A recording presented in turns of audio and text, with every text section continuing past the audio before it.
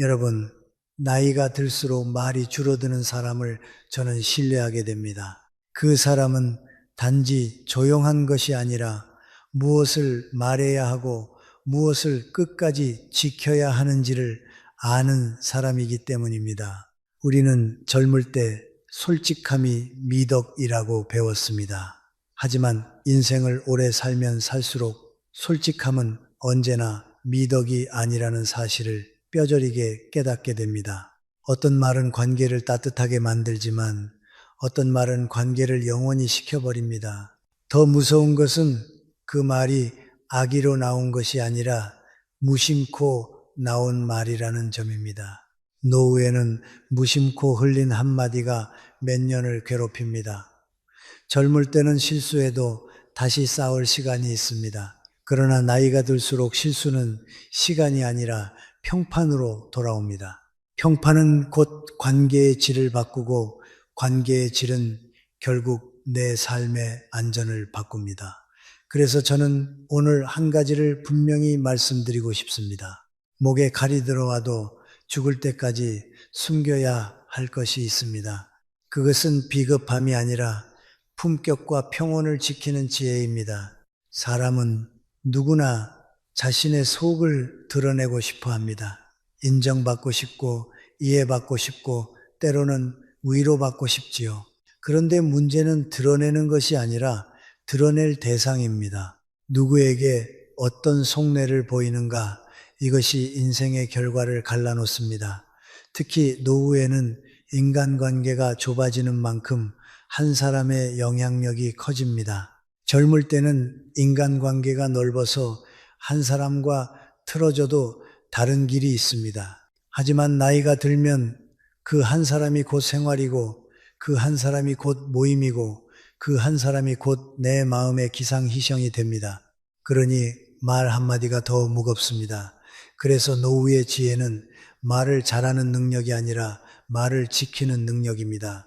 침묵은 무능이 아니라 통제입니다. 혀를 감추고 입을 닫는다는 것은 감정을 억누르라는 뜻이 아닙니다. 내 인생을 남의 입에 맡기지 말라는 뜻입니다. 첫째로, 반드시 숨겨야 할 것은 자신의 약점과 실수입니다.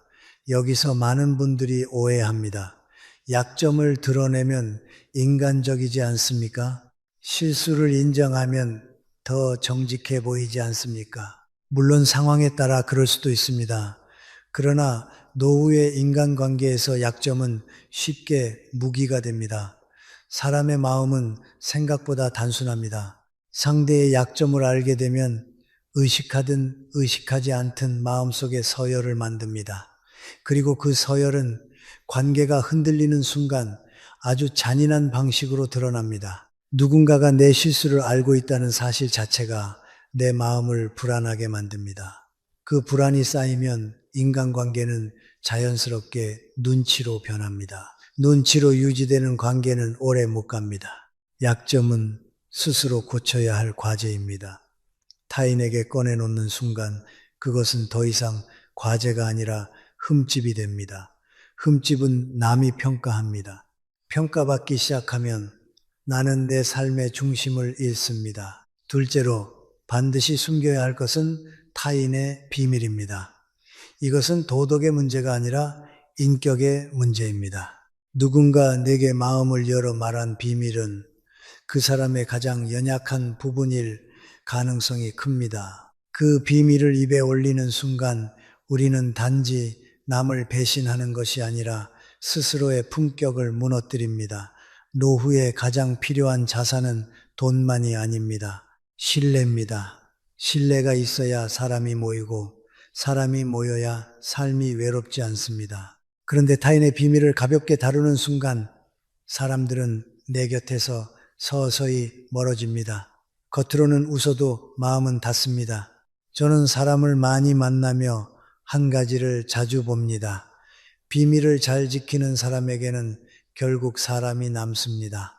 비밀을 쉽게 말하는 사람에게는 결국 이야깃거리만 남습니다. 노후는 이야깃거리가 아니라 사람이 필요합니다. 셋째로, 반드시 숨겨야 할 것은 과거의 실수와 상처를 되풀이해서 꺼내는 습관입니다. 과거를 돌아보는 것은 필요합니다. 그러나 과거를 반복해서 꺼내는 것은 다릅니다.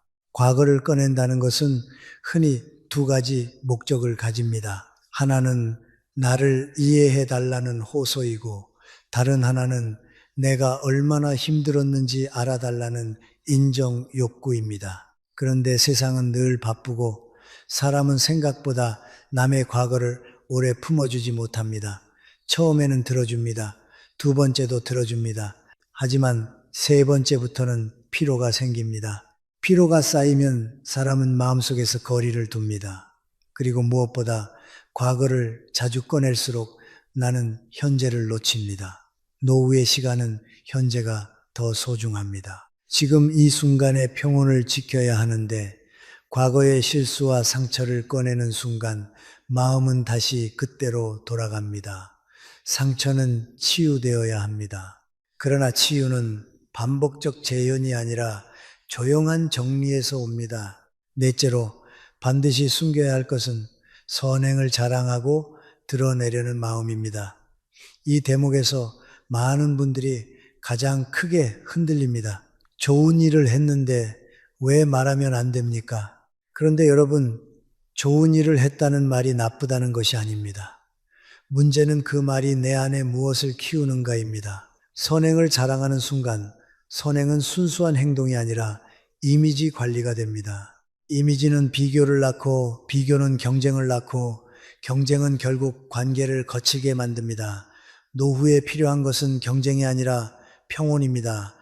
또 하나, 선행을 자랑하면 상대의 마음에 부담이 생길 수 있습니다. 상대는 나는 저만큼 못했는데 라는 위축을 느끼거나 저 사람은 왜 저걸 말하지? 라는 의심을 느낄 수 있습니다.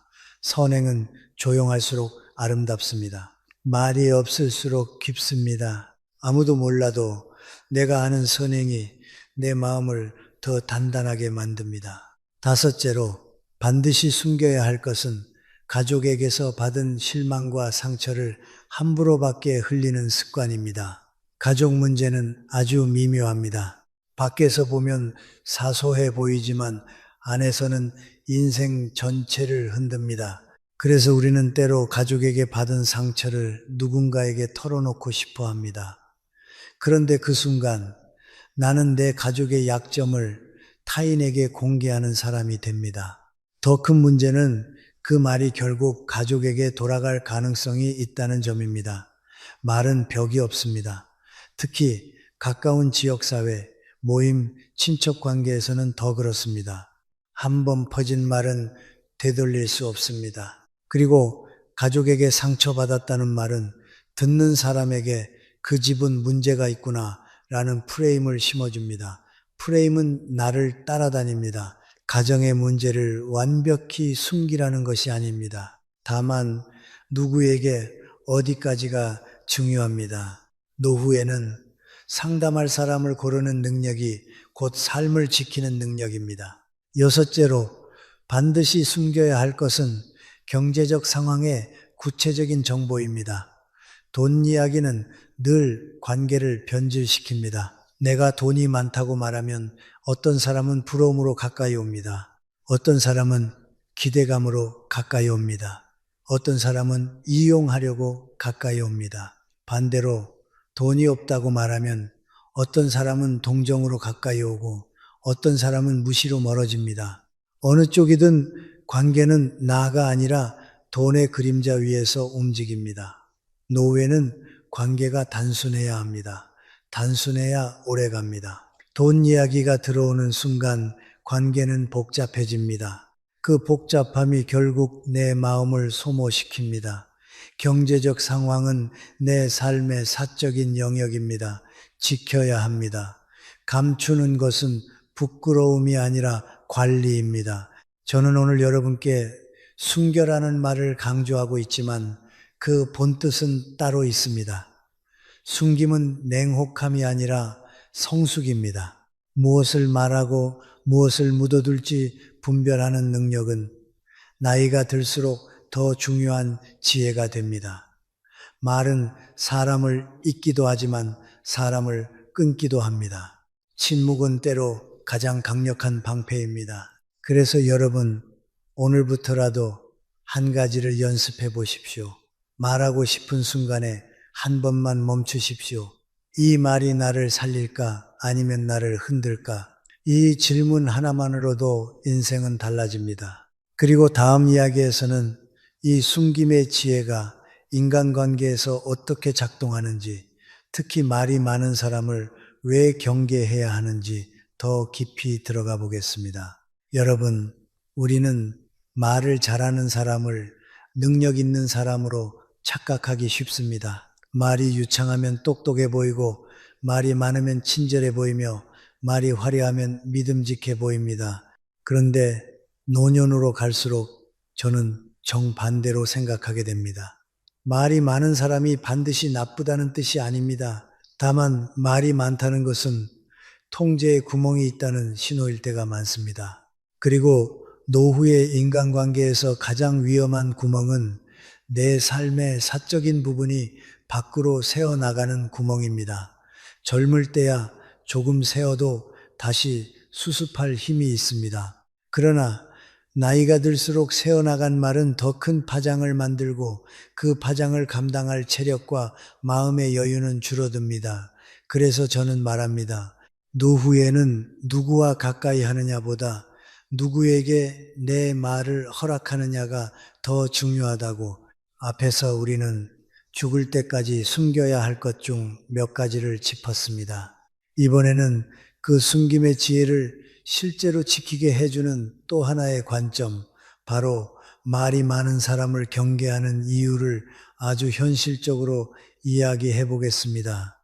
여러분이 만나는 사람들 중 대화가 늘 과잉으로 흐르고 핵심이 없이 말이 넘치고 듣기보다 말하기가 더 빠른 사람이 있지요.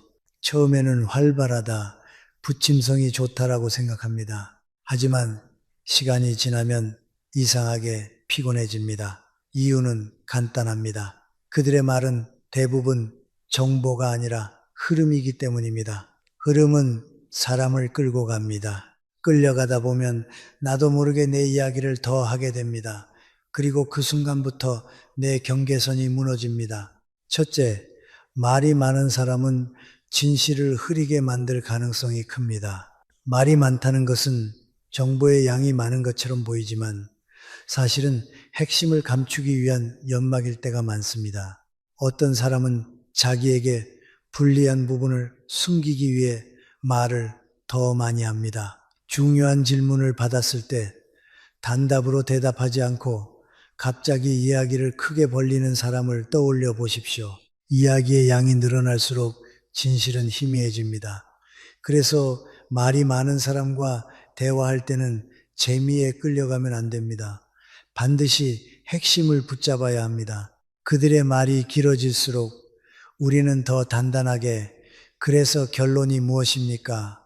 를 물어야 합니다. 노후에는 대화의 품질이 곧 삶의 품질입니다. 진실이 희미해지는 대화는 내 마음의 에너지를 빼앗습니다. 둘째, 말이 많은 사람은 신뢰를 잃기 쉽습니다. 말이 많으면 실수가 늘어납니다. 실수는 꼭 거짓말이 아니더라도 과장과 모순으로 나타납니다. 오늘 말한 것과 내일 말한 것이 다르고 처음에는 큰 소리 치다가 나중에는 말을 바꾸고 내가 다 알아 라고 하다가 막상 책임질 때는 빠집니다.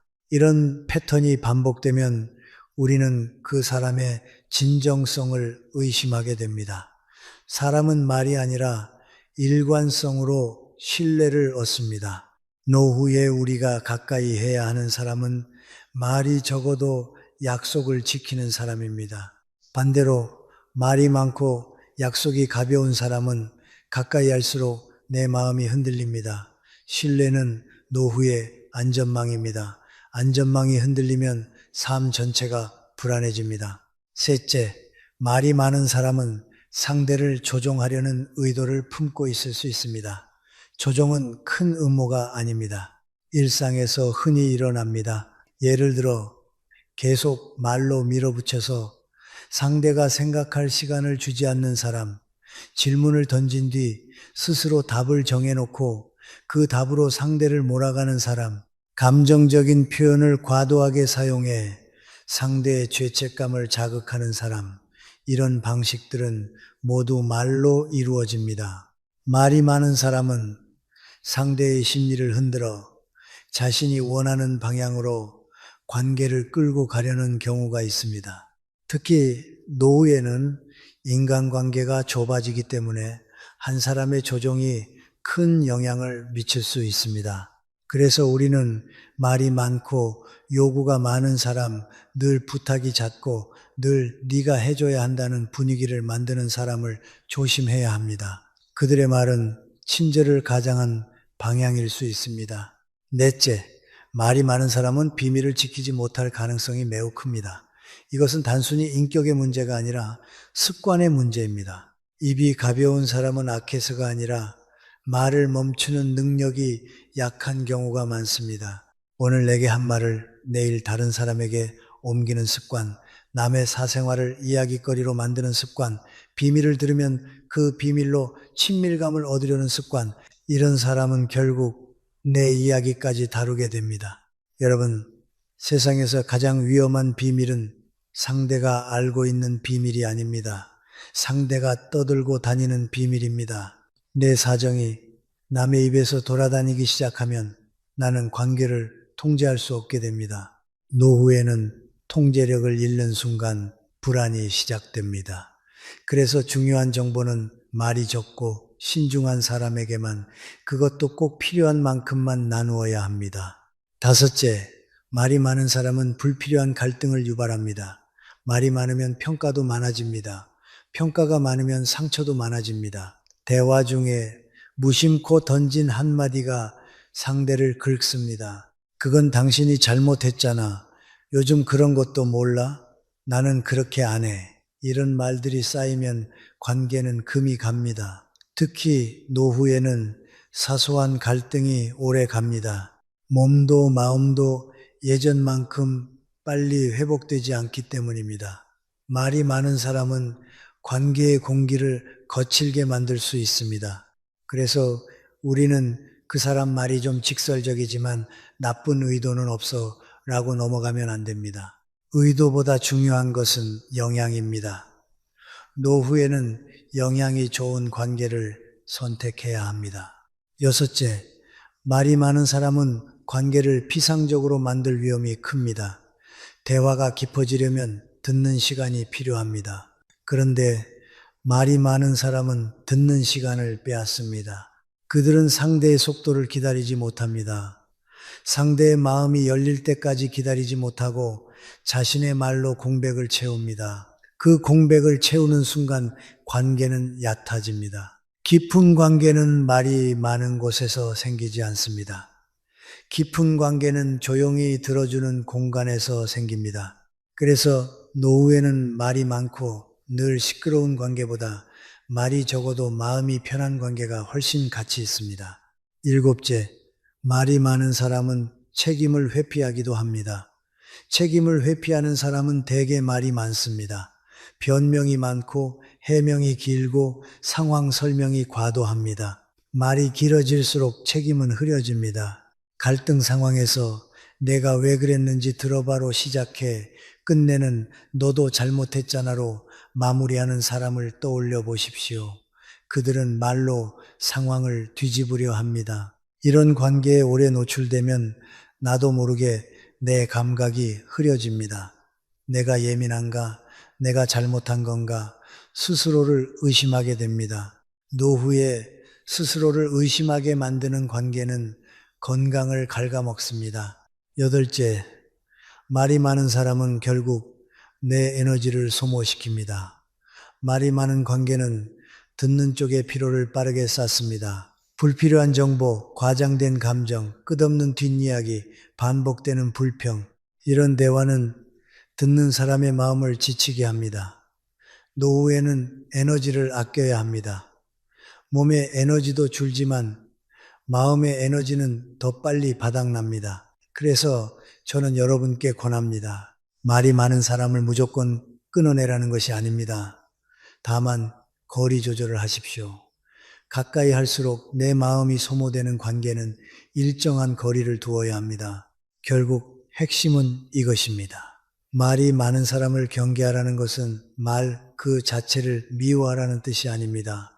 말 속에 숨어 있는 의도와 패턴을 분별하라는 뜻입니다. 그리고 더 중요한 것은 상대를 바꾸는 것이 아니라 내 경계선을 지키는 것입니다. 어떤 사람 앞에서 내가 말을 더 하게 된다면 그 관계는 이미 나의 경계선을 흔들고 있는 것입니다. 노후에는 경계선이 곧 평온입니다. 경계선이 무너지면 평온이 무너집니다. 그래서 여러분, 오늘부터라도 한 가지를 실천해 보십시오. 말이 많은 사람을 만나면 내 이야기를 줄이십시오. 반응을 늦추십시오. 질문을 받았을 때 바로 대답하지 말고 한번 생각하십시오. 이 말은 꼭 해야 하는가? 지금 이 사람에게 줄 정보인가? 이 작은 멈춤이 여러분을 지켜줍니다. 다음 부분에서는 노후에 특히 집착하면 인생이 무너지는 것들, 과거, 돈, 건강, 자녀, 체면, 왜 그것들이 마음을 병들게 하는지 더 깊이 들어가 보겠습니다. 여러분, 노후를 불행하게 만드는 것은 부족함이 아니라 집착입니다. 부족하면 채우면 됩니다. 배우면 되고 조정하면 되고 도움을 받으면 됩니다. 그런데 집착은 다릅니다. 집착은 채워도 끝나지 않습니다. 오히려 채울수록 더 불안해집니다. 왜냐하면 집착은 대상이 아니라 마음의 습관이기 때문입니다. 노후에 어떤 것에 집착하기 시작하면 삶의 균형이 무너지고 관계가 흔들리고 결국 내 마음의 평온이 사라집니다. 저는 나이가 들수록 무엇을 더 얻을까가 아니라 무엇을 내려놓을까가 인생을 결정한다고 생각하게 됩니다. 노후는 더 많이 쌓는 시간이 아니라 더 가볍게 정리하는 시간입니다. 첫째, 과거에 대한 집착입니다. 노년이 되면 과거가 자꾸 떠오릅니다. 그때 내가 잘 나갔던 시절, 그때 내가 억울했던 일, 그때 내가 놓친 기회, 그때 누군가 내게 한 말, 과거를 떠올리는 것 자체가 문제는 아닙니다. 문제는 과거가 회상이 아니라 거처가 되는 순간입니다. 과거 속에 살기 시작하면 현재가 멈춥니다. 현재가 멈추면 삶은 줄어듭니다. 사람들은 종종 나이가 들면 시간이 빨리 간다고 말합니다. 저는 그것이 단지 시간이 빠른 것이 아니라 현재를 제대로 살지 못해서 그렇게 느끼는 경우도 많다고 봅니다. 과거에 집착하면 지금 이 순간의 작은 기쁨을 놓칩니다. 오늘 아침의 햇빛, 따뜻한 차 한 잔, 손주의 목소리, 산책길의 바람 같은 것들 말입니다. 과거는 이미 지나갔고 다시 바꿀 수 없습니다. 그런데도 과거를 붙잡는 이유는 하나입니다. 현재가 불안하기 때문입니다. 현재가 불안하니 과거로 도망가고 과거로 도망가니 현재를 더 놓치고 그러니 더 불안해집니다. 이것이 악순환입니다. 노후에는 과거를 교훈으로 삼되 그것을 반복 재생하는 습관을 끊어야 합니다. 후회는 반성이 되면 힘이 되지만 반복되면 독이 됩니다. 둘째, 돈에 대한 지나친 집착입니다. 돈은 중요합니다. 노후에 돈이 없으면 현실이 거칠어집니다. 저는 돈의 중요성을 부정하지 않습니다. 그러나 돈이 삶의 중심이 되는 순간 삶은 삭막해집니다. 돈은 도구인데 목적이 되어버리면 사람의 얼굴이 바뀝니다. 표정이 굳어지고 마음이 좁아지고 관계가 계산이 됩니다. 이 사람이 나에게 도움이 되나, 저 모임은 득이 되나 이렇게 생각하기 시작하면 인간관계는 더 이상 마음의 교류가 아니라 거래가 됩니다. 거래는 오래 못 갑니다. 또 하나, 돈에 집착하면 두려움이 커집니다. 가진 돈이 많아도 두렵습니다. 잃을까봐 두렵고 남이 알까봐 두렵고 자녀가 기대할까봐 두렵습니다. 가진 돈이 적으면 더 두렵지요. 돈이 줄어드는 것 자체보다 돈이 줄어든다는 상상이 더 사람을 괴롭힙니다. 그래서 노후의 돈 문제는 숫자만의 문제가 아닙니다. 마음의 태도 문제입니다. 나는 부족할지도 모른다는 불안을 다루지 못하면 돈이 많아도 불행합니다. 반대로 나는 지금 필요한 만큼은 있다는 기준을 세우면 돈이 많지 않아도 평온해집니다. 돈을 사랑하되 돈이 내 삶의 도리를 넘어서는 순간을 경계해야 합니다. 셋째, 건강에 대한 과도한 집착입니다. 노년에는 건강이 최고의 관심사가 됩니다. 당연합니다. 그런데 건강을 관리하는 것과 집착하는 것은 다릅니다. 관리는 삶을 안정시키지만 집착은 삶을 불안하게 만듭니다. 집착은 모든 신호를 위협으로 해석하게 합니다. 작은 통증도 큰 병으로 확대해서 생각하고 기사 하나를 보면 불안해서 잠을 못 자고 누가 그 약이 좋다 하면 바로 흔들립니다. 그렇게 되면은 몸을 살리려다가 마음을 먼저 병들게 합니다. 건강은 몸과 마음이 함께 만드는 균형입니다. 마음이 늘 불안하면 면역도 약해지고 수면도 깨지고 결국 몸도 약해집니다. 건강을 위해 할 일은 명확합니다.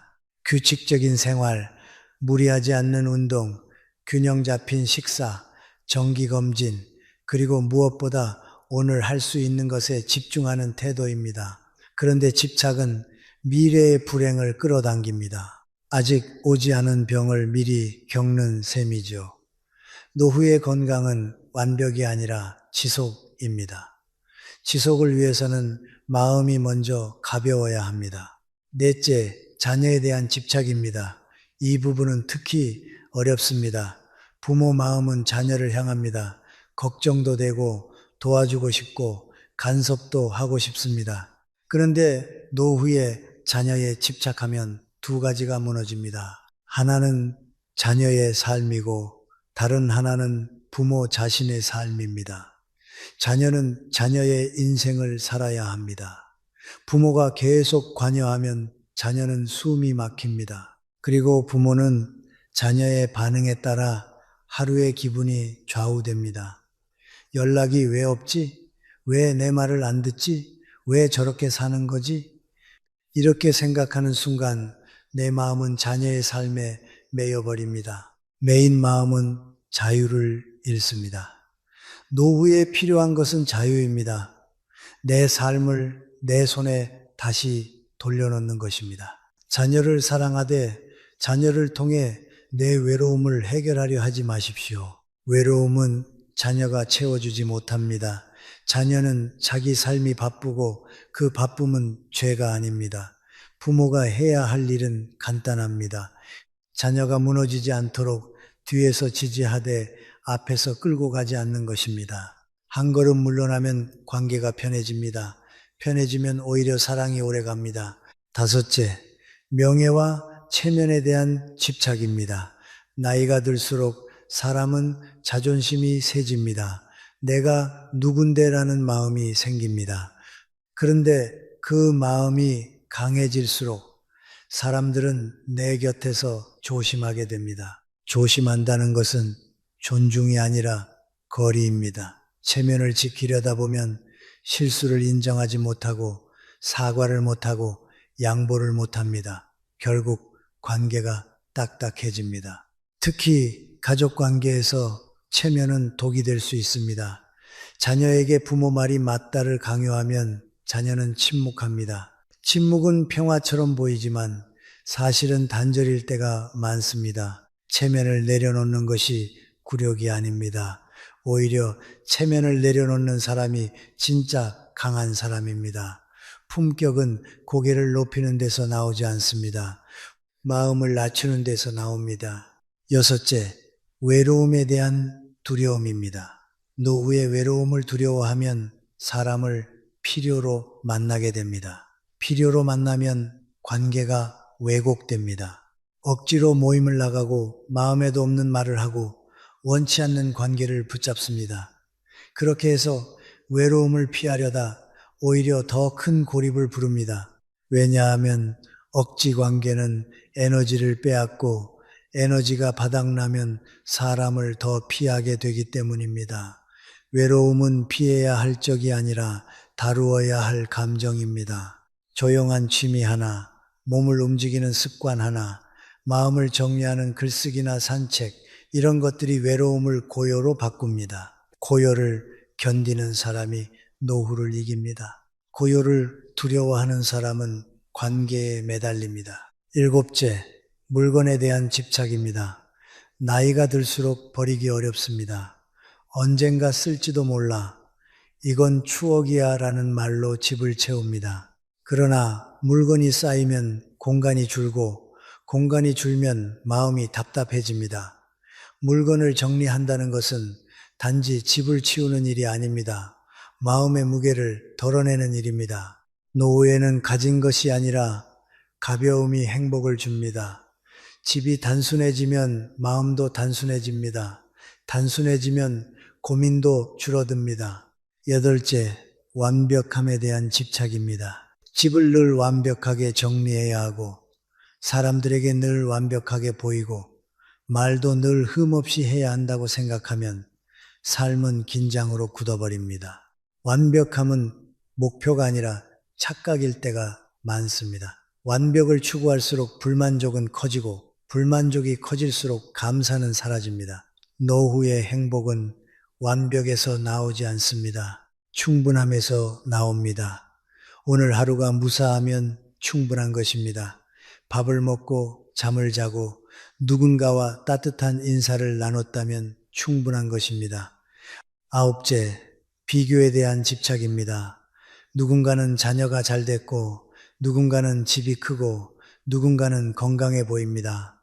비교는 끝이 없습니다. 비교하는 순간 내 삶의 기준을 남에게 넘겨주는 것입니다. 그러면 마음은 늘 부족합니다. 부족함은 끝없이 생깁니다.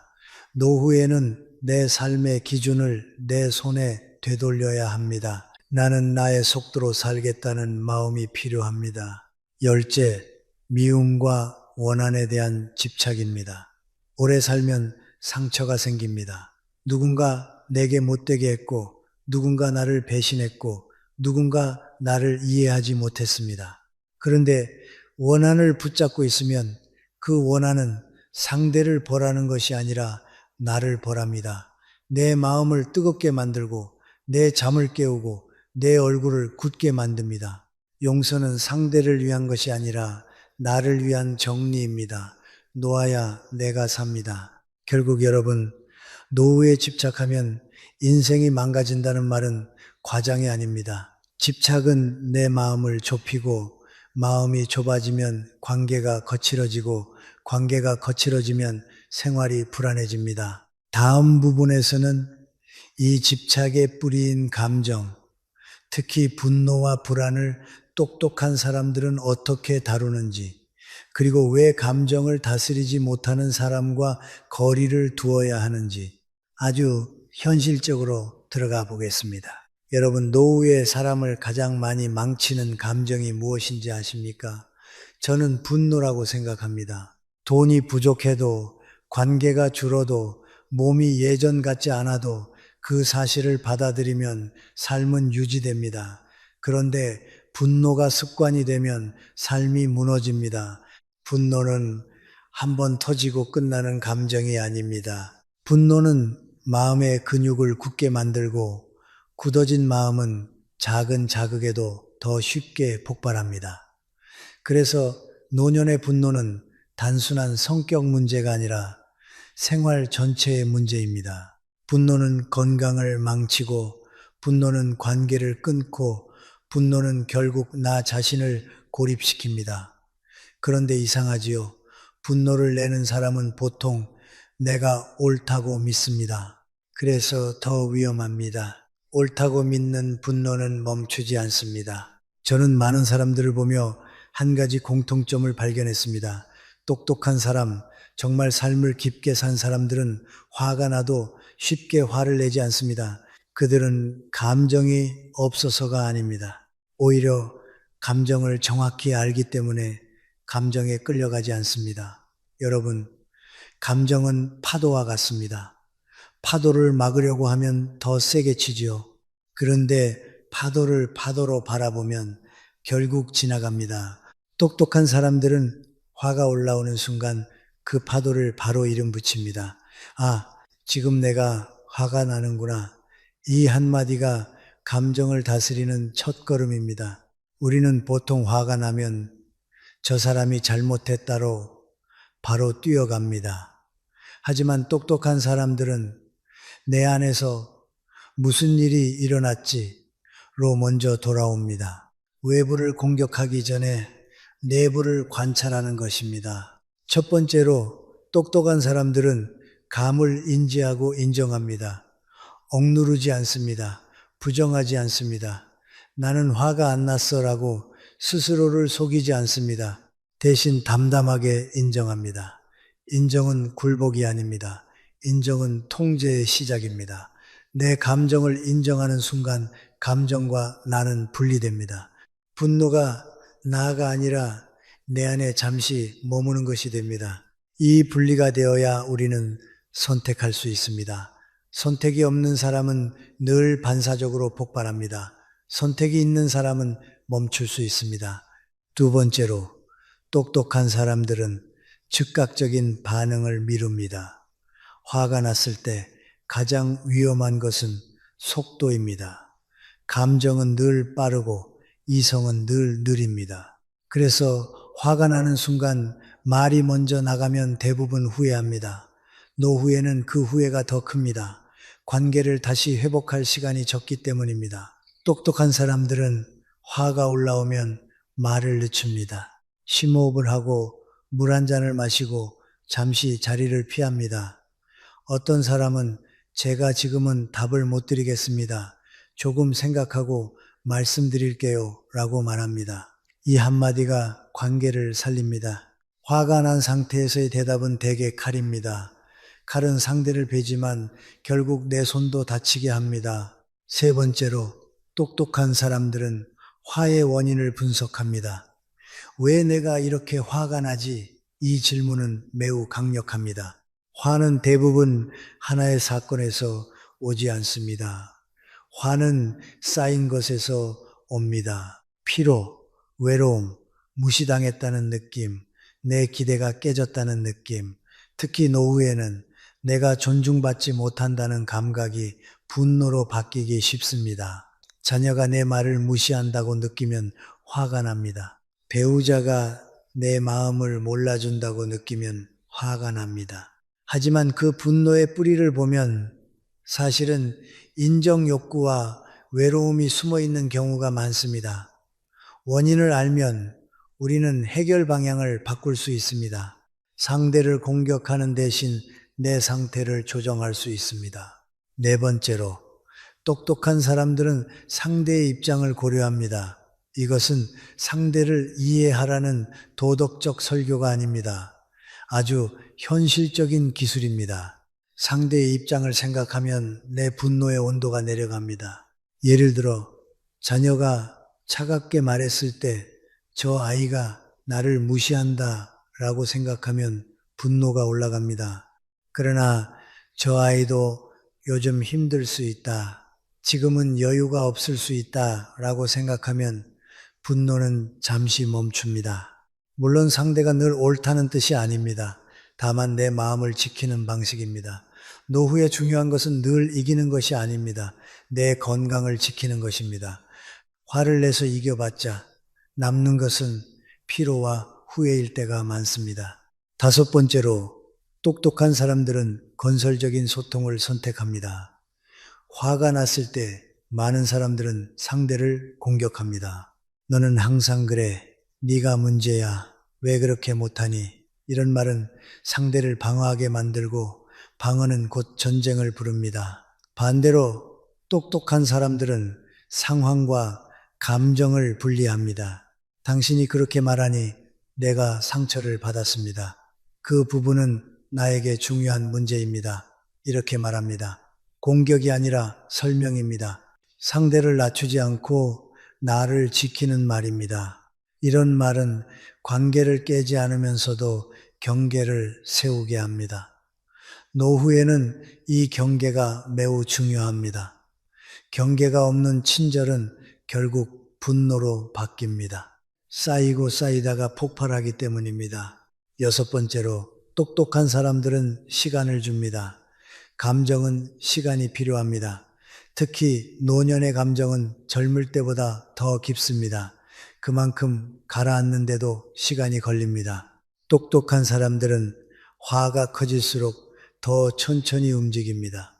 산책을 하거나 방을 정리하거나 잠깐 밖에 공기를 마십니다. 몸을 움직이면 감정의 에너지가 분산됩니다. 감정은 머리에서만 일어나지 않습니다. 몸에서 함께 일어납니다. 그래서 몸을 움직이면 감정도 움직입니다. 반대로 앉아서 계속 생각하면 감정은 더 커집니다. 노후에 감정이 커질 때 생각으로 해결하려 하지 마십시오. 행동으로 분산시키는 것이 훨씬 효과적입니다. 일곱 번째로, 똑똑한 사람들은 말할 순간을 고릅니다. 모든 진실을 즉시 말할 필요는 없습니다. 어떤 말은 그 순간에 말하면 불이 되고 하루가 지나면 대화가 됩니다. 노후의 갈등은 적절한 순간을 모르는 데서 생기는 경우가 많습니다. 상대가 피곤할 때, 화가 났을 때, 바쁠 때, 그런 때에 중요한 이야기를 꺼내면 갈등은 커집니다. 그래서 똑똑한 사람들은 타이밍을 잡습니다. 오늘은 여기까지 하고 내일 차분할 때 이야기합시다. 이 한마디는 이성의 승리입니다. 이성의 승리는 관계의 승리입니다. 여덟 번째로, 똑똑한 사람들은 자기 성찰을 합니다. 화가 났을 때 우리는 상대의 잘못만 봅니다. 그러나 똑똑한 사람들은 내 기대가 과했나? 내가 너무 예민한가? 내가 지금 피곤해서 더 크게 느끼나를 함께 봅니다. 이 성찰이 비굴함이 아닙니다. 오히려 성숙입니다. 성찰이 있는 사람은 반복하지 않습니다. 성찰이 없는 사람은 같은 분노를 계속 반복합니다. 반복되는 분노는 결국 인생을 갉아먹습니다. 아홉 번째로, 똑똑한 사람들은 용서를 선택하거나 흘려보냅니다. 용서가 항상 필요한 것은 아닙니다. 어떤 관계는 거리를 둬야 합니다. 그러나 적어도 마음속에서 계속 씹어삼키는 원한은 내려놓아야 합니다. 원한은 상대에게는 거의 영향을 주지 않습니다. 원한은 나를 태웁니다. 잠을 깨우고 심장을 빠르게 하고 혈압을 올립니다. 노후의 용서는 상대를 위한 도덕이 아니라 내 건강을 위한 위생입니다. 열 번째로, 똑똑한 사람들은 분노의 에너지를 다른 곳으로 돌립니다. 화는 에너지입니다.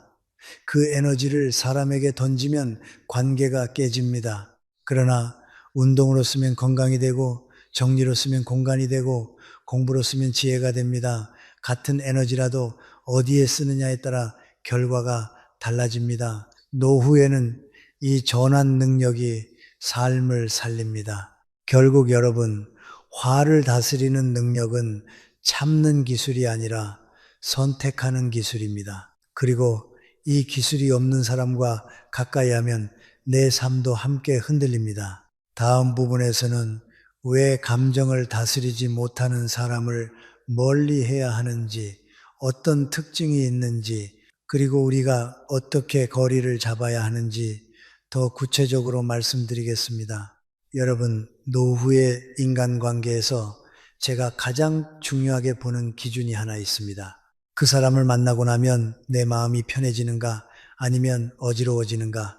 젊을 때는 관계를 넓히는 것이 성장이라고 생각합니다. 그래서 웬만하면 참고 맞추고 웃고 견딥니다. 그런데 나이가 들수록 우리는 깨닫습니다.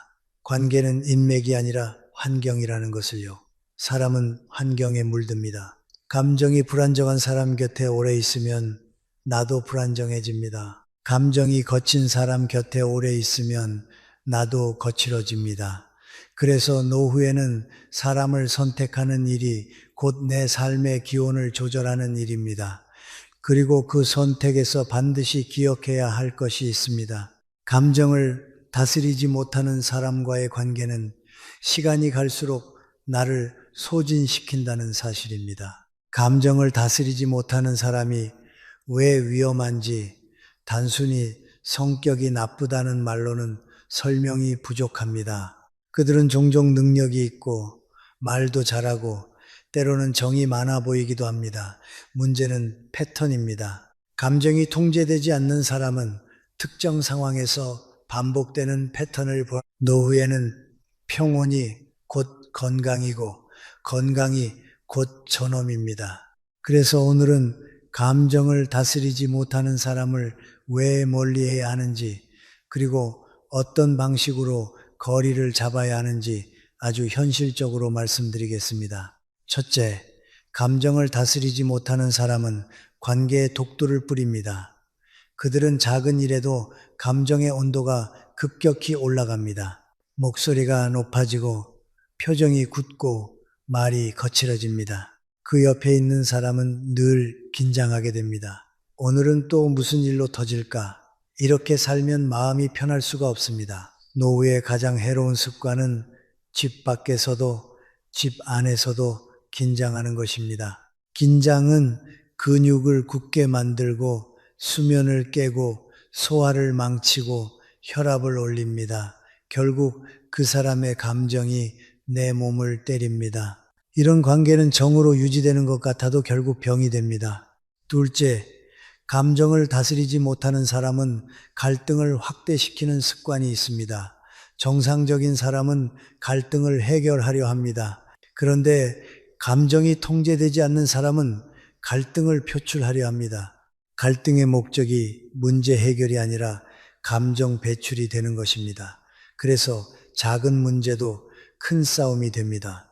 말 한마디, 표정 하나, 늦은 답장 하나가 전쟁이 됩니다. 그리고 그 전쟁이 끝나면 문제는 해결되지 않고 마음의 상처만 남습니다. 노후에는 상처가 오래 갑니다. 젊을 때는 상처가 생겨도 할 일이 많아 잊어버립니다. 그러나 노년에는 상처를 곱씹을 시간이 많습니다. 그래서 감정 폭발형 관계는 더 치명적입니다. 셋째, 감정을 다스리지 못하는 사람은 타인을 지치게 만듭니다. 그들은 자신의 감정이 중심입니다. 기분이 좋으면 친절하고 기분이 나쁘면 차갑습니다.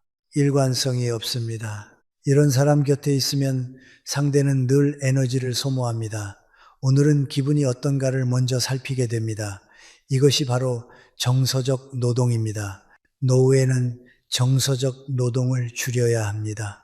그런데 감정이 불안정한 사람과 함께 있으면 하루가 통째로 정서적 노동이 됩니다.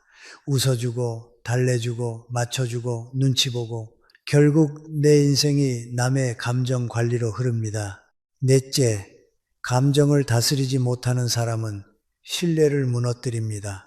신뢰는 예측 가능성에서 나옵니다. 이 사람은 이런 상황에서도 이 정도 선을 지키는구나.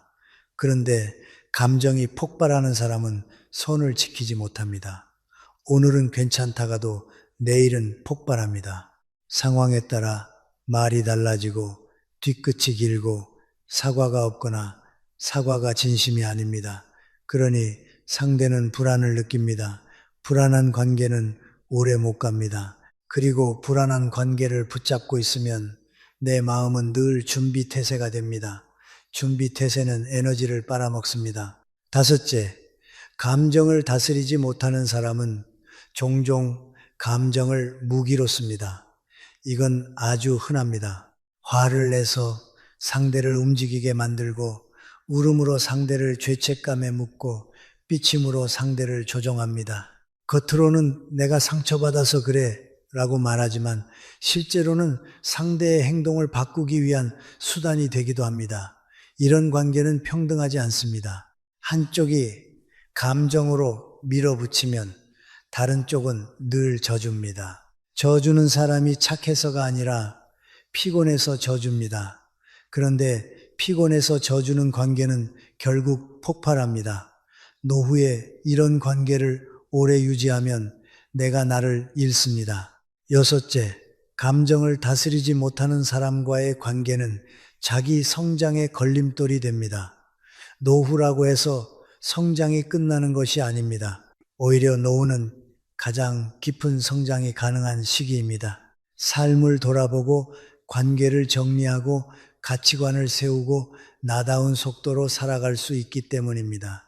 그런데 감정 폭발형 관계에 묶이면 그 모든 에너지가 수습에 들어갑니다. 수습하느라 내 삶을 못 삽니다. 나를 위한 독서, 산책, 운동, 취미, 사람다운 쉼, 이런 것들이 사라집니다. 결국 노후가 내 인생이 아니라 남의 감정 뒤치다거리가 됩니다. 일곱째, 감정을 다스리지 못하는 사람은 주변 분위기를 망칩니다. 가족 모임이든 친구 모임이든 그 한 사람이 분위기를 바꿉니다. 모두가 편하게 웃다가도 그 사람의 한마디로 공기가 얼어붙습니다. 노후에는 이런 분위기 변화가 더 고통스럽습니다. 왜냐하면 우리는 좋은 시간 자체가 줄어들기 때문입니다. 그런데 그 줄어든 좋은 시간을 감정 폭발로 망치는 관계는 결국 사람들을 흩어지게 만듭니다. 흩어지면 남는 것은 고립입니다. 여덟째, 감정을 다스리지 못하는 사람은 후회를 반복합니다. 폭발하고 관계를 망치고 미안해하고 다시 폭발합니다. 이 반복이 관계를 갉아먹습니다. 중요한 것은 그들이 미안해하는 순간에도 내가 왜 화가 났는지를 제대로 배우지 못하면 반복은 멈추지 않는다는 점입니다. 배우지 않는 후회는 아무 의미가 없습니다. 그래서 감정 폭발형 관계는 언젠가 나아지겠지라는 기대만으로 버티기 어렵습니다. 그렇다면 여러분, 이런 사람을 만났을 때 우리는 어떻게 해야 합니까? 저는 세 가지 원칙을 권합니다. 첫째, 설명하려 들지 말고 선을 정하십시오. 감정이 통제되지 않는 사람에게 긴 설명은 불을 더 키울 때가 많습니다. 짧게 말하십시오. 그 말은 듣기 어렵습니다. 지금은 대화를 멈추겠습니다. 이런 방식이면 다음에 이야기하겠습니다. 둘째, 반응을 늦추십시오. 그들은 즉각적인 반응을 원합니다. 즉각 반응하면 그들의 감정 파도에 휩쓸립니다. 셋째, 접촉 빈도를 조절하십시오. 무조건 끊어내라는 뜻이 아닙니다. 다만 내 평온이 무너질 정도라면 거리를 둬야 합니다. 노후에는 좋은 사람을 더 찾는 것보다 나를 망치는 관계를 줄이는 것이 더 중요합니다. 마지막으로 여러분께 꼭 드리고 싶은 말이 있습니다. 감정을 다스리지 못하는 사람을 멀리하라는 말은 차갑게 살라는 말이 아닙니다. 내 삶을 지키라는 말입니다. 노후는 남을 교육하는 시간이 아닙니다. 남을 고치겠다고 덤볐다가 내가 먼저 지칩니다. 우리는 타인의 감정을 책임질 수 없습니다. 책임져야 하는 것은 내 마음의 평온입니다. 다음 부분에서는 평온한 노후를 위해 지금 당장 그만둬야 하는 것들을 습관, 생각, 관계의 측면에서 더 구체적인 체크리스트처럼 정리해 드리겠습니다. 여러분, 평온한 노후는 어느 날 갑자기 주어지지 않습니다. 많은 분들이 노후를 시간이 많아지는 시기라고 생각합니다. 그런데 실제로는 다릅니다. 노후는 시간이 많아지는 것이 아니라 마음의 여유가 줄어드는 시기가 될 수 있습니다. 몸이 예전 같지 않으면 작은 일에도 피곤해지고, 피곤하면 감정이 예민해지고, 예민해지면 관계가 거칠어집니다. 그러니 노후의 평온은 환경이 아니라 습관이 만듭니다. 무엇을 더해야 평온해지는가를 묻기 전에 무엇을 지금 당장 그만둬야 평온해지는가를 먼저 봐야 합니다. 저는 오늘 그만둬야 할 것들을 현실적인 생활 언어로 단호하게 말씀드리겠습니다. 평온은 거창한 철학이 아니라 작은 중단에서 시작됩니다. 첫째, 과거를 붙잡고 되갚는 습관을 그만두십시오. 후회는 마음을 망가뜨립니다. 특히 반복되는 후회는 현재를 죽입니다. 그때 내가 그렇게만 하지 않았더라면, 그 사람을 믿지 않았더라면, 그 선택을 하지 않았더라면, 이 문장을 하루에 몇 번씩 되뇌면 현재는 점점 얇아집니다. 여러분, 과거는 교훈이 될 때만 가치가 있습니다. 반복 재생되는 과거는 교훈이 아니라 독입니다. 그만두셔야 합니다. 대신 이렇게 바꾸십시오. 그때의 나는 최선을 다했다. 그 일은 나를 단단하게 만들었다. 지금의 나는 다르게 할 수 있다. 과거를 해석하는 문장을 바꾸면 현재의 숨이 트어입니다. 둘째, 과도한 소비와 물질 집착을 그만두십시오. 노후의 불안이 어디에서 오느냐고 묻는다면 저는 많은 경우 쓸데없는 지출과 쓸데없는 소유에서 온다고 답합니다. 사람은 물건을 소유하는 것 같지만 어느 순간부터는 물건이 사람을 소유합니다. 관리해야 하고 지켜야 하고 비교해야 하고 정리해야 합니다. 그러다 마음이 지칩니다. 필요한 것만 남기십시오. 단순해지면 마음이 편해집니다. 그리고 돈을 쓸 때 한 가지 기준을 세우십시오. 이 소비가 내 평온을 늘리는가 아니면 불안을 늘리는가. 평온을 늘리지 못하는 소비는 결국 후회로 돌아옵니다. 셋째, 타인과 비교하는 습관을 그만두십시오. 비교는 노후를 가장 빨리 늙게 만듭니다. 누군가는 자녀가 성공했고 누군가는 집이 넓고 누군가는 건강해 보입니다. 그런데 그 비교의 끝은 어디입니까? 끝이 없습니다. 비교는 내 삶의 기준을 남에게 넘겨주는 행위입니다. 기준을 넘겨주면 마음이 늘 부족합니다. 부족하면 조급해지고 조급하면 관계가 거칠어집니다. 결국 평온이 사라집니다. 비교 대신 기준을 되찾으십시오. 나는 내 속도로 살겠다. 이 문장이 노후의 근육입니다. 넷째, 건강을 관리가 아니라 공포로 대하는 태도를 그만두십시오. 병원은 필요합니다. 검진도 필요합니다.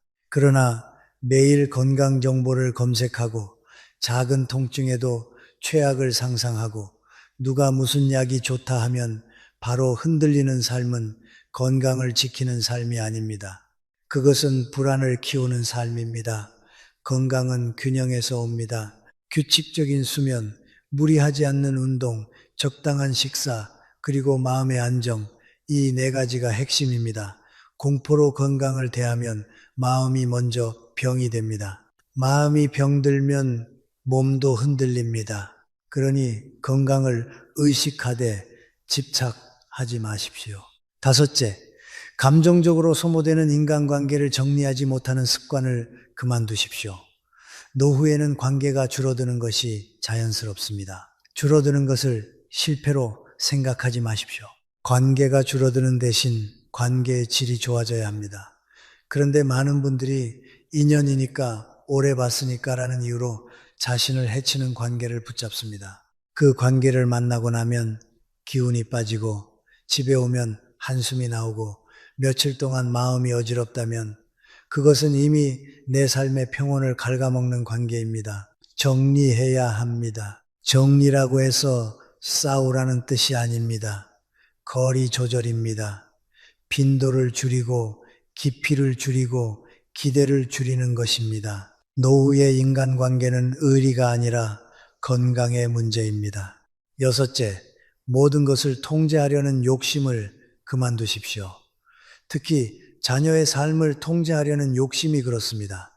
자녀는 내 인생의 연장이 아닙니다. 자녀는 자녀의 인생입니다. 우리가 할 수 있는 것은 조언과 지지뿐입니다. 그런데 조언이 간섭이 되는 순간 관계는 딱딱해집니다.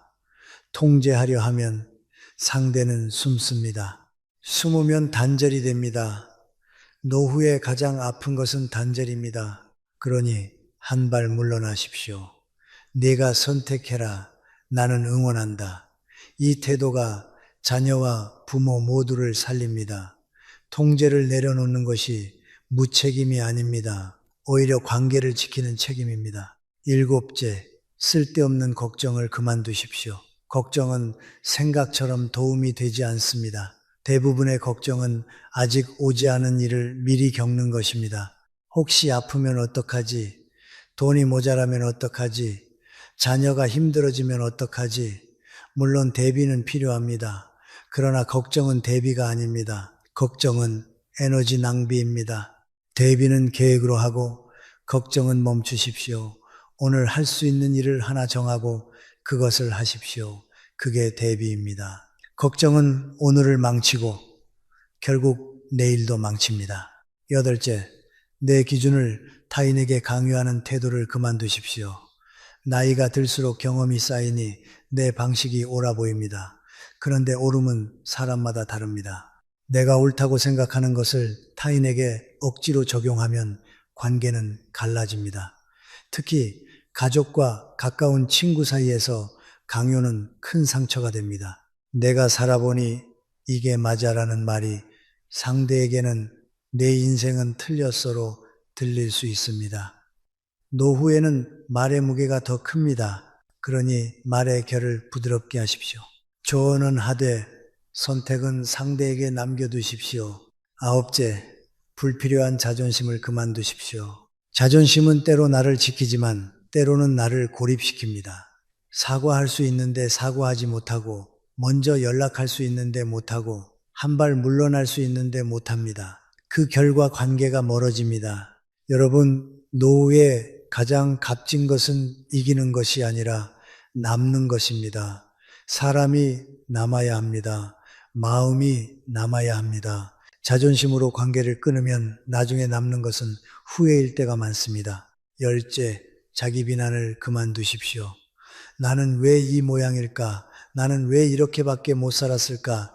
이 말은 인생의 남은 시간을 갉아먹습니다. 노후의 평온은 자기 수용에서 시작됩니다. 부족함이 있어도 괜찮습니다. 실수가 있어도 괜찮습니다. 중요한 것은 지금부터의 태도입니다. 나를 미워하면 세상도 미워집니다. 나를 받아들이면 세상도 조금 부드러워집니다. 11째, 완벽주의를 그만두십시오. 집도, 인간관계도, 내 몸도 완벽할 수 없습니다. 완벽을 목표로 삼는 순간 만족이 사라집니다. 만족이 사라지면 감사가 사라집니다. 감사가 사라지면 평온도 사라집니다. 노후에는 충분함을 배우셔야 합니다. 오늘 하루가 무사하면 충분한 것입니다. 12째, 타인의 시선을 의식하는 태도를 그만두십시오. 사람들의 평가에 묶이면 내 삶은 남의 눈으로 살게 됩니다. 그런데 남의 눈은 변덕스럽습니다. 오늘 칭찬하다가 내일 비난합니다. 그럴 때마다 내 마음이 흔들리면 평온은 멀어집니다. 노후에는 남의 눈보다 내 마음을 기준으로 사십시오. 내가 편하면 된다. 이것이 노후의 자유입니다. 여러분, 평온한 노후는 더하기가 아니라 빼기입니다. 습관을 빼고, 집착을 빼고, 걱정을 빼고, 소모되는 관계를 빼는 것입니다. 그러면 비로소 남는 것이 있습니다. 고요함, 감사, 건강한 관계, 그리고 나 자신입니다. 다음 부분에서는 이 빼기를 실제 인간관계에서 특히 치명적으로 만드는 것, 즉 노후에 하면 안 되는 자랑, 왜 자랑이 관계를 망치고 내 품격을 깎는지 구체적인 유형으로 정리해 드리겠습니다. 여러분, 노후에 사람을 가장 빨리 외롭게 만드는 행동이 무엇인지 아십니까? 저는 자랑이라고 생각합니다. 자랑을 하면 순간적으로는 기분이 올라갑니다. 내가 아직 괜찮다는 느낌을 얻습니다. 그런데 그 다음부터 삶이 조용히 무너집니다. 사람들은 겉으로는 웃어줍니다. 아, 그러셨군요. 정말 대단하시네요. 라고 말합니다. 하지만 마음속에서는 거리를 둡니다. 자랑은 상대의 마음에 비교를 심고 비교는 곧 피로를 낳습니다. 피로가 쌓이면 사람은 떠납니다.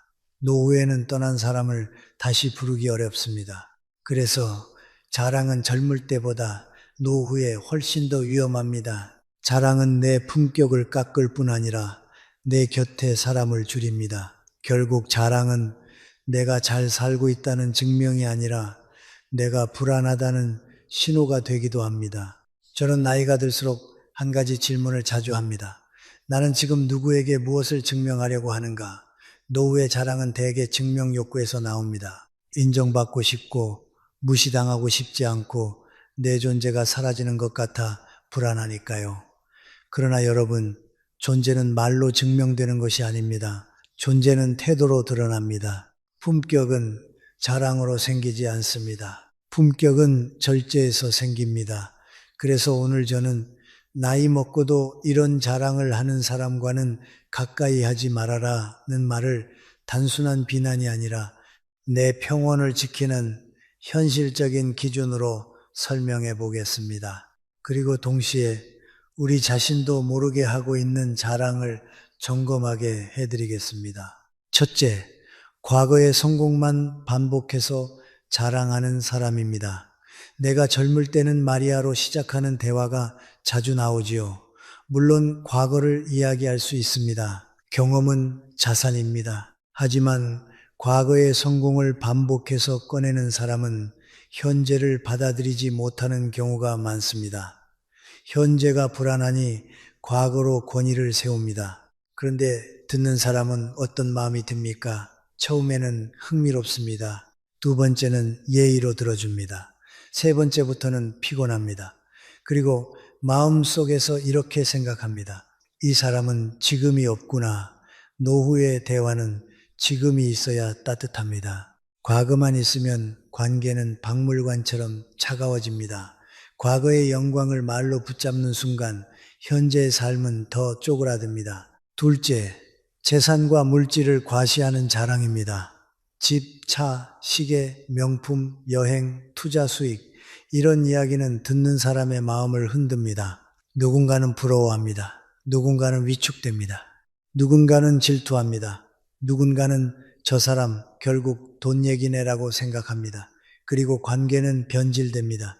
물질 자랑이 무서운 이유는 상대가 나를 사람으로 보지 않고 수치로 보기 시작하기 때문입니다. 저 사람은 저 정도 있구나 라는 계산이 시작됩니다. 계산이 시작되면 관계는 평등을 잃습니다.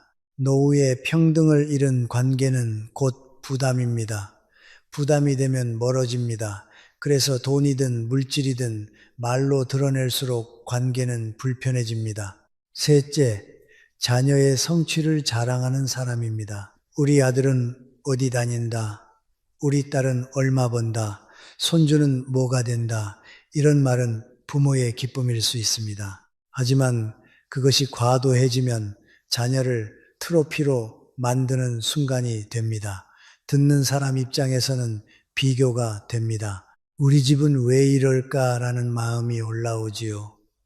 또 어떤 경우에는 자녀 입장에서도 부담이 됩니다. 부모가 자녀의 삶을 자랑으로 쓰면 자녀는 실패할 자유를 잃습니다.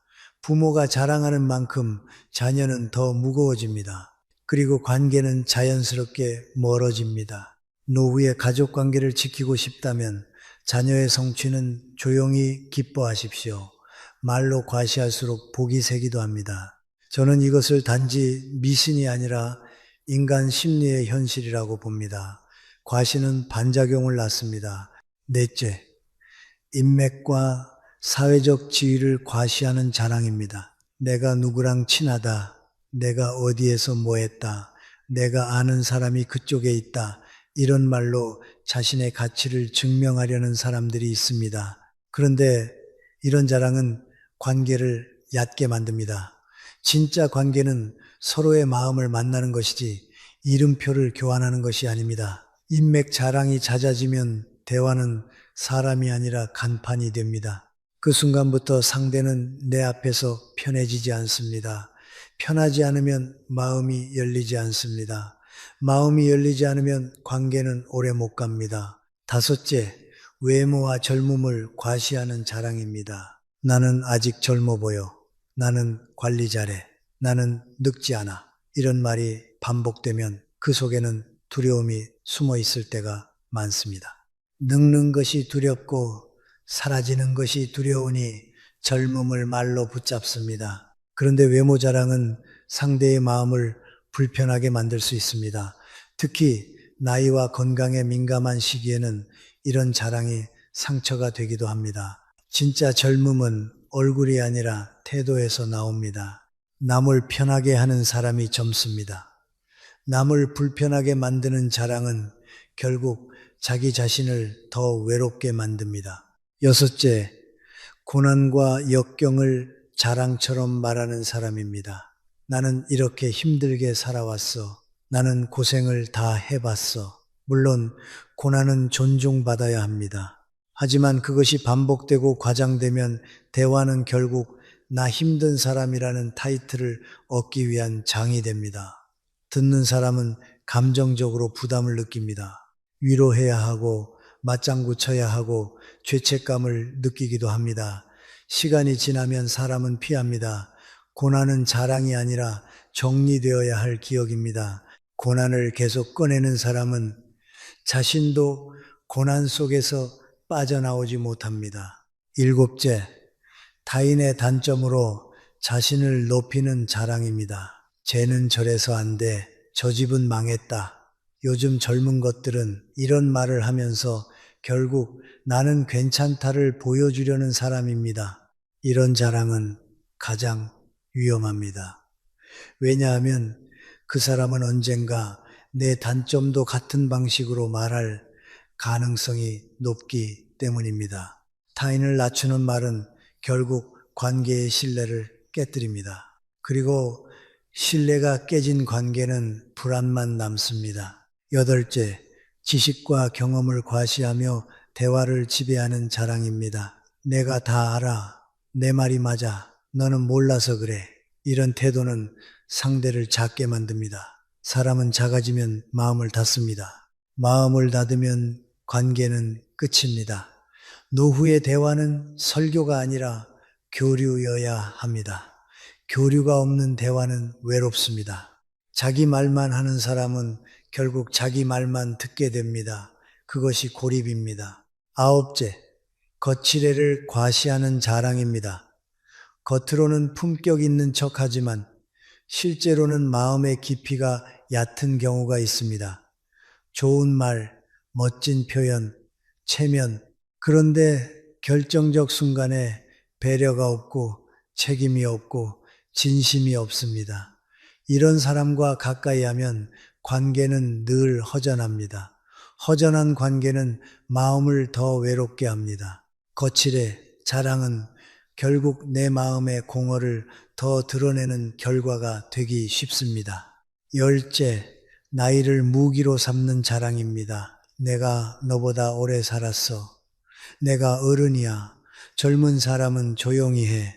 이런 말로 권위를 세우는 사람은 관계의 조화를 깨뜨립니다. 나이는 자랑이 아니라 책임입니다. 나이가 많다는 것은 더 많이 참고, 더 많이 배려하고, 더 많이 품을 수 있어야 한다는 뜻입니다. 나이를 무기로 삼는 순간 사람들은 저 사람은 나이를 먹었는데도 미성숙하구나 라고 느끼게 됩니다. 그리고 멀어집니다. 여러분, 자랑은 결국 관계의 공기를 바꿉니다. 자랑이 많은 자리에서는 마음이 편할 수 없습니다. 그래서 노후에는 자랑하는 사람과 거리를 두는 것이 지혜입니다. 하지만 더 중요한 것은 우리 자신이 어느 순간 자랑을 하고 있다는 사실을 알아차리는 것입니다. 자랑이 나오는 순간 내 마음 어딘가가 불안하다는 신호일 수 있습니다. 그 불안을 남을 통해 해결하려 하지 마십시오. 나를 통해 해결해야 합니다. 침묵은 부끄러움이 아니라 품격입니다. 절제는 손해가 아니라 보호입니다. 다음 부분에서는 그렇다면 반대로 나이가 들어도 늘 존중받고 사랑받는 사람들의 공통점은 무엇인지, 품격이 실제 생활에서 어떤 모습으로 나타나는지, 그리고 우리가 내일부터 당장 실천할 수 있는 작은 행동들을 정리해 드리겠습니다. 여러분, 사람은 나이가 들수록 두 가지 길 앞에 서게 됩니다. 하나는 점점 더 예민해지고 점점 더 까다로워지고 점점 더 고립되는 길입니다. 다른 하나는 점점 더 부드러워지고 점점 더 단단해지고 점점 더 따뜻해지는 길입니다. 같은 세월을 지나도 결과는 전혀 다릅니다. 그 차이는 무엇일까요? 저는 그것이 재능이나 운이 아니라 태도라고 생각합니다. 그리고 그 태도는 겉으로 멋있어 보이기 위한 것이 아니라 내 삶을 편안하게 만들기 위한 기술입니다. 결국 존중받는 노후는 다른 사람들이 만들어주는 것이 아니라 내가 내 일상을 어떻게 다루느냐에서 시작됩니다. 많은 분들이 말합니다. 나이 들면 사람들에게서 자연히 존중을 받지 않나요? 저는 그렇게 생각하지 않습니다. 나이는 존중의 자동 지급이 아닙니다. 나이는 검증의 시간입니다. 세월이 쌓이면 사람들은 내 말을 더 조심히 듣기도 합니다. 그러나 동시에 내 태도를 더 엄격하게 봅니다. 왜냐하면 나이가 들수록 한 사람의 말과 행동이 주변에 미치는 영향이 커지기 때문입니다. 그래서 나이가 들어도 늘 사랑받는 사람들은 공통점이 있습니다. 그들은 특별히 말을 잘하거나 돈이 많거나 사회적 지위가 높아서가 아닙니다. 그들은 사람을 편하게 만드는 힘이 있습니다. 이것이 가장 큰 품격입니다. 첫째, 존중받는 사람은 먼저 타인을 존중합니다. 이들은 나이가 많다는 이유로 권위를 세우지 않습니다. 내가 어른이니까 들어라가 아니라 네 생각은 어떠니라고 묻습니다. 상대가 젊든 경력이 적든 자신과 다르든 한 인간으로 대합니다. 존중은 상대를 높이는 것이 아니라 상대를 있는 그대로 인정하는 태도입니다. 그리고 이 태도는 결국 돌아옵니다. 사람은 존중받는 곳에 머물고 싶어 합니다. 존중이 있는 곳에서는 마음이 편해지기 때문입니다. 둘째, 존중받는 사람은 말과 행동이 일치합니다. 약속을 가볍게 여기지 않습니다. 작은 약속도 지킵니다. 언제 밥 한번 먹자 같은 말도 쉽게 던지지 않습니다. 대신 할 수 있는 만큼만 말하고 말한 것은 지킵니다. 노후에는 이 일관성이 신뢰를 만듭니다. 신뢰는 결국 사람을 남깁니다. 말만 많고 행동이 없는 사람은 시간이 갈수록 사람을 잃습니다. 반대로 말이 많지 않아도 행동이 단단한 사람은 시간이 갈수록 사람이 모입니다. 셋째, 존중받는 사람은 겸손합니다. 겸손은 자신을 낮추는 것이 아닙니다. 겸손은 나는 아직 배울 것이 있다는 마음입니다. 나이가 들수록 배움을 멈추는 순간 사람이 굳어집니다. 굳어진 사람은 관계에서 마찰을 만듭니다. 반대로 배우는 사람은 부드럽습니다. 부드러운 사람은 충돌을 줄입니다. 충돌이 줄어들면 평온이 옵니다. 결국 겸손은 노후의 평온을 지키는 기술입니다. 넷째, 존중받는 사람은 공감 능력이 뛰어납니다. 공감이란 네가 맞다가 아닙니다. 공감은 네가 그렇게 느끼는 이유를 알겠다입니다. 이 차이가 큽니다. 공감이 있는 대화에서는 상대가 방어하지 않습니다. 방어하지 않으면 관계는 깊어집니다. 노후의 관계가 깊어지면 외로움은 줄어듭니다. 외로움이 줄어들면 분노도 줄어듭니다. 공감은 단지 좋은 성품이 아니라 노후의 안정망입니다. 다섯째, 존중받는 사람은 갈등을 평화롭게 다룹니다. 갈등이 없을 수는 없습니다. 문제는 갈등이 생겼을 때의 태도입니다. 존중받는 사람은 목소리를 올리지 않습니다. 상대를 공격하지 않습니다. 대신 사실을 분명히 하고 경계를 세우고 감정을 정리합니다. 너는 왜 늘 그래가 아니라 이 부분은 나는 어렵다라고 말합니다. 공격이 아니라 표현입니다. 공격은 관계를 무너뜨리고 표현은 관계를 지킵니다. 노후에는 이 차이가 생존입니다. 여섯째, 존중받는 사람은 자기 원칙이 있습니다. 그런데 그 원칙은 남을 누르는 원칙이 아니라 자신을 다잡는 원칙입니다. 예를 들어 나는 뒷말을 하지 않는다. 나는 남의 약점을 꺼내지 않는다. 나는 감정이 격해지면 잠깐 멈춘다. 같은 원칙입니다. 이런 원칙이 있는 사람은 안정적입니다. 안정적인 사람 곁에 있으면 마음이 편합니다. 그래서 사람들이 떠나지 않습니다. 일곱째, 존중받는 사람은 절제된 삶을 삽니다. 절제는 빈곤이 아닙니다. 절제는 과잉을 줄이는 선택입니다. 과잉이 줄어들면 마음이 가벼워집니다. 자랑을 줄이고 비교를 줄이고 욕심을 줄이고 말의 양을 줄입니다. 그 대신 감사와 고요를 늘립니다. 노후의 품격은 화려함에서 나오지 않습니다. 절제에서 나옵니다. 여덟째, 존중받는 사람은 책임감이 있습니다. 실수했을 때 변명하지 않습니다. 핑계를 길게 늘어놓지 않습니다. 내가 그 부분은 잘못했다라고 말합니다. 이 한마디는 관계를 살립니다. 노후에 책임감이 있는 사람은 주변 사람들에게 안정감을 줍니다. 안정감은 사랑의 바탕입니다. 사랑은 감정 같지만 사실은 안정감 위에서 오래 갑니다. 아홉째, 존중받는 사람은 주변을 밝게 만듭니다. 그렇다고 늘 웃기라는 뜻이 아닙니다. 불평과 부정의 언어를 줄인다는 뜻입니다. 노후에는 불평이 습관이 되기 쉽습니다.